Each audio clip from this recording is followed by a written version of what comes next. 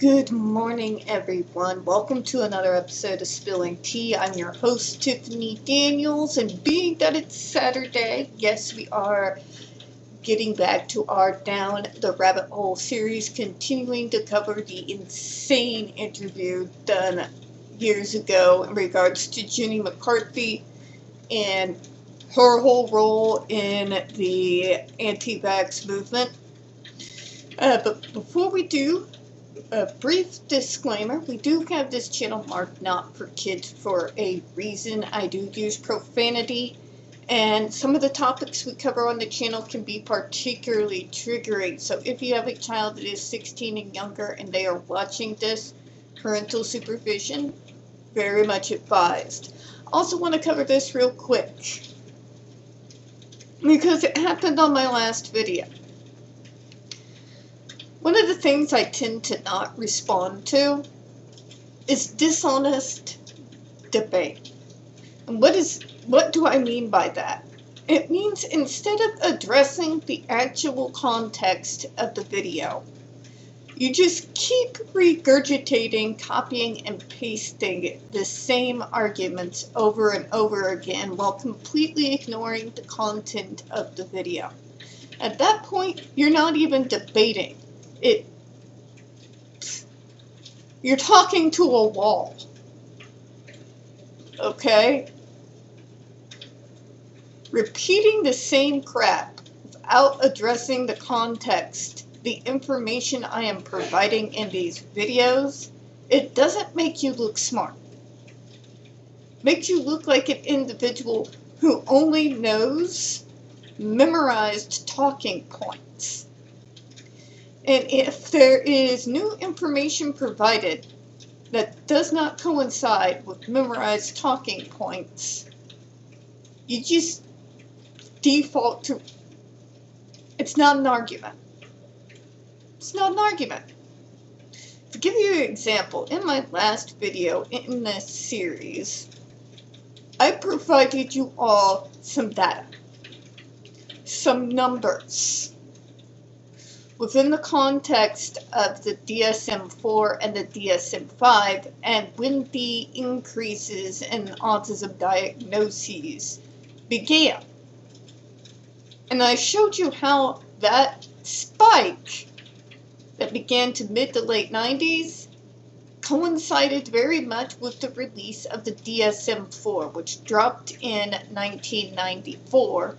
And it was the first time that the Asperger's diagnosis was inside that diagnostic tool.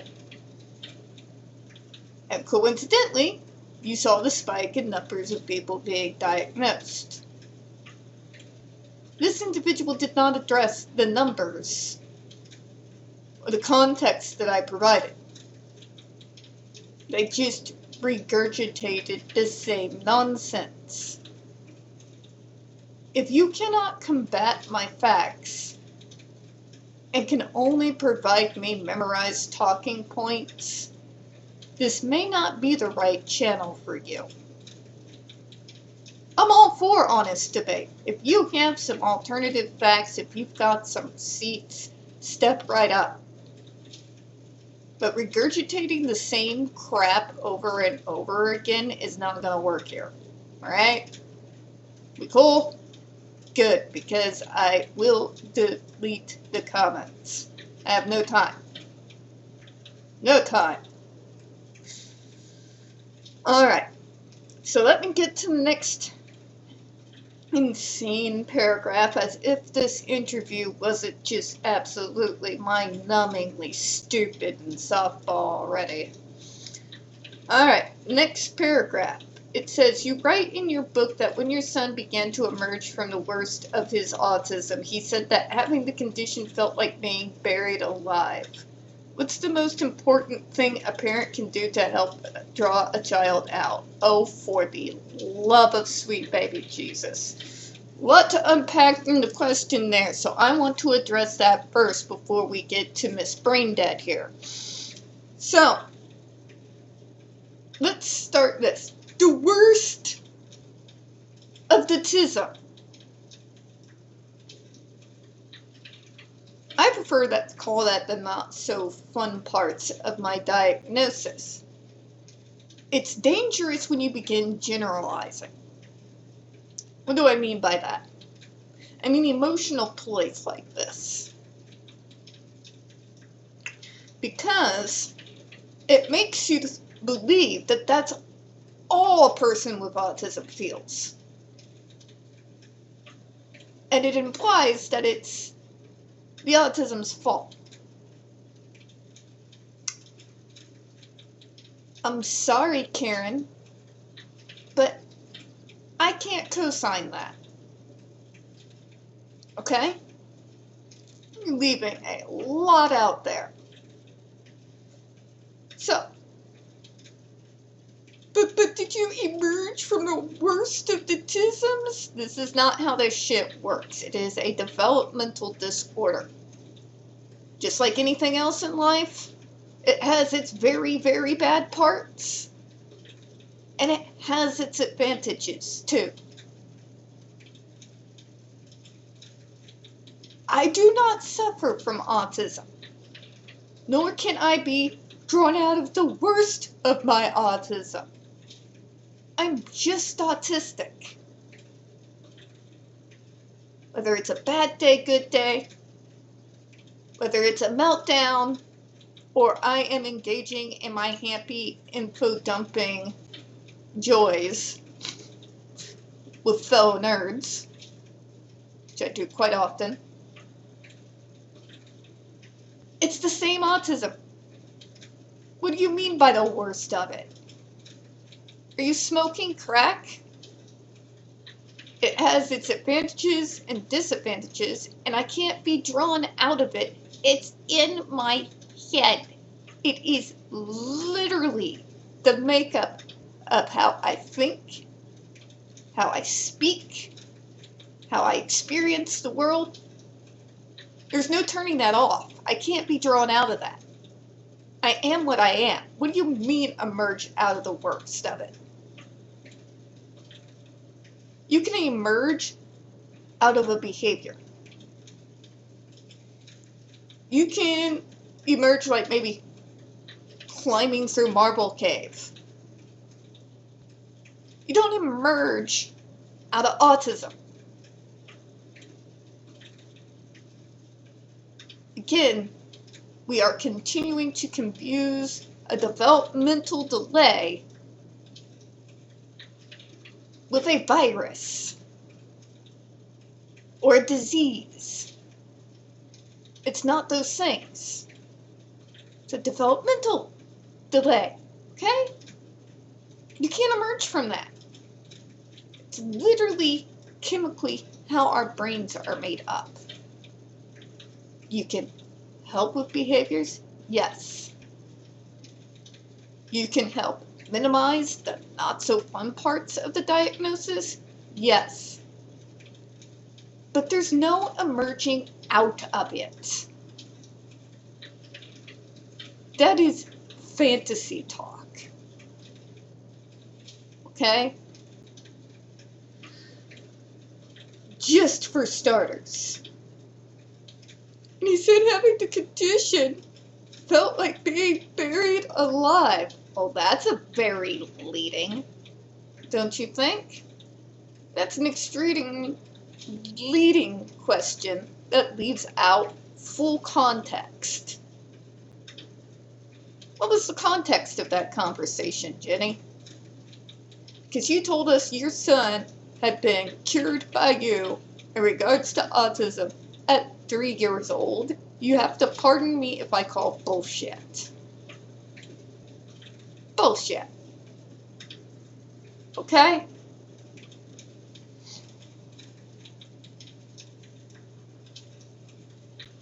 But what about drawing you out? I cannot be drawn out of my autism.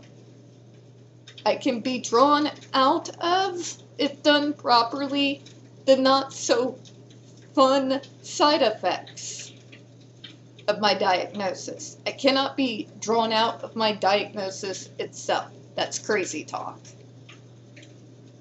Okay? Sorry, but it bothers me. In regards to being buried alive, was that within the context, was he speaking autism as a whole?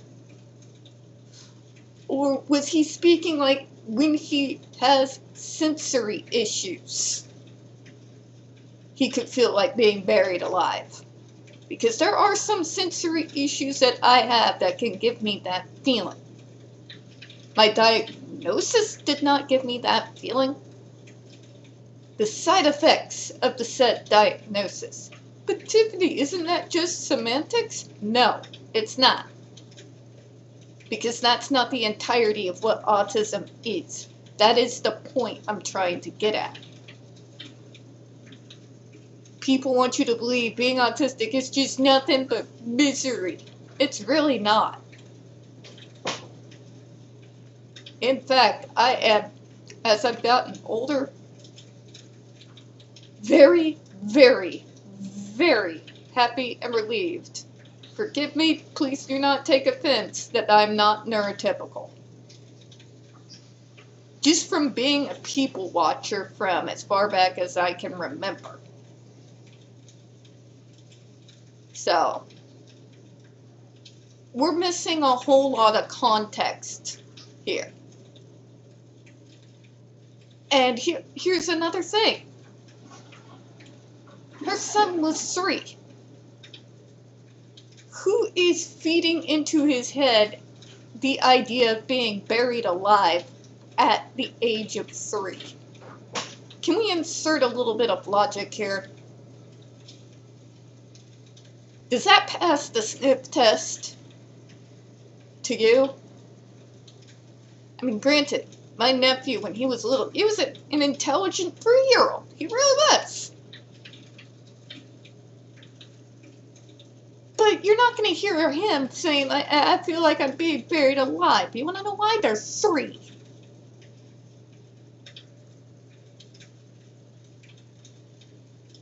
Ugh. Alright, let's read the next sentence here. I'm sure there's going to be some triggering. It says, just remember that there is a very alert, bright, loving, sweet child in there who simply looks like he doesn't care and can't hear you. Oh my sweet baby Jesus. This is one of the worst things about the medical model. It is the idea that the real child is buried underneath all the autism. And that if you just try hard enough and act neurotypical enough, then the child will be free. It's not how this works, Karen. It's not how any of this works. Not how any of it works.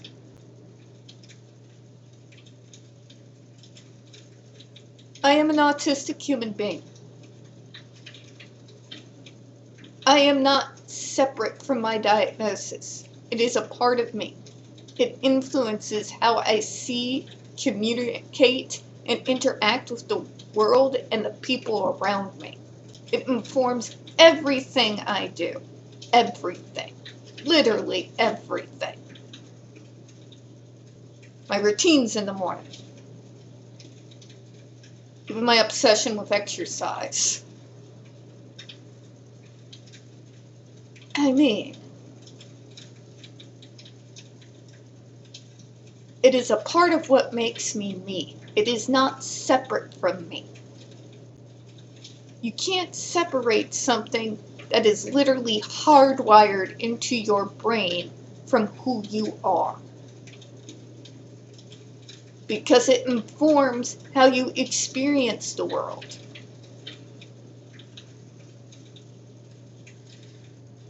To sit there and act that my real child is buried underneath all the autism.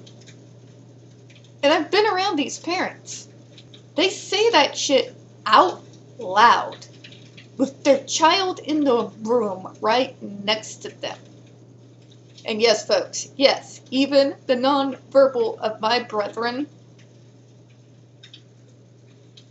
know what it's like to not be seen as who they are, but to be seen as some perfect neurotypical child buried underneath something else. Fundamentally telling them who you are as an autistic human being. We're saying it's not good enough. Okay? See, we know deep down,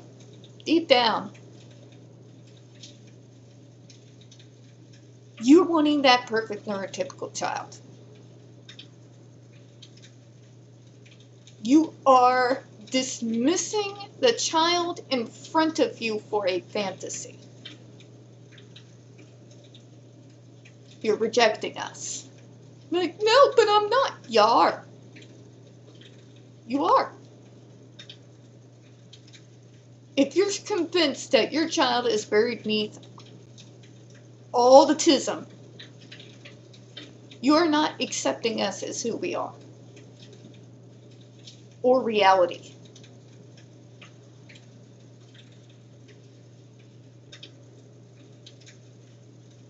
It's like, but it looks like he doesn't care and can't hear you.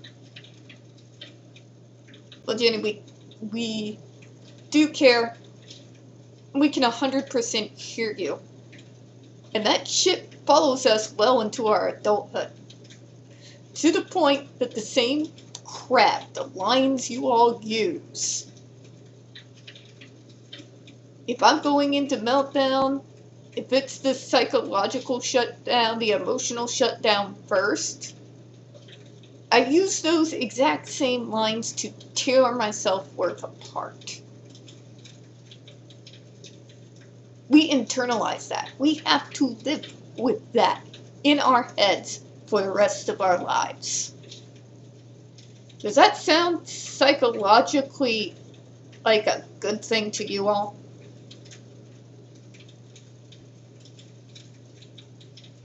Just say. They very much know what's going on. Yes, Jenny, we do. And maybe you should think about that before you open your mouth thinking that you're an expert because you can do a Google search. Just putting it out there. But as repeated things to me I've said to him when he was 3 and in his worst state. Then why do you do it, Jenny? Why do you do this to your kid, where you're trying to force them to be something that they're not? With a shit ton of psychological gaslighting on top of it. Just, you see where we're going here, right? Fact of the matter is, people have been so scared about what autism is that they lose all rational thought. At least that has been my experience.